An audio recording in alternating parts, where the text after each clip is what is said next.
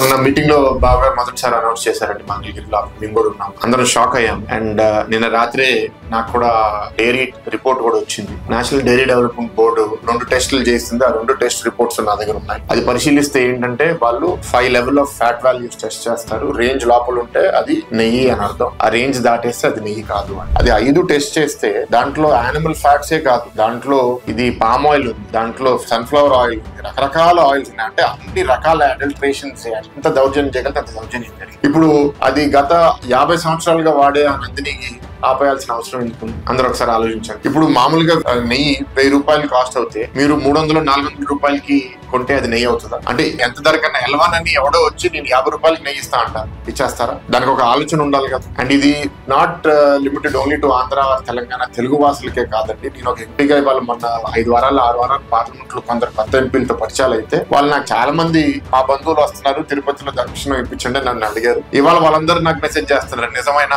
చాలా మంది వెజిటేరియన్స్ వాళ్ళు నిద్రపోలేకపోతున్నారు. ఇది ఇంత గొప్ప టెంపుల్లోనే ఇట్లా జరిగింది అంటే ఎంత దౌర్భాగ్యమైన పరిపాలన ఉంటుందో మనందరం ఒకసారి ఊహించగలుగుతాం.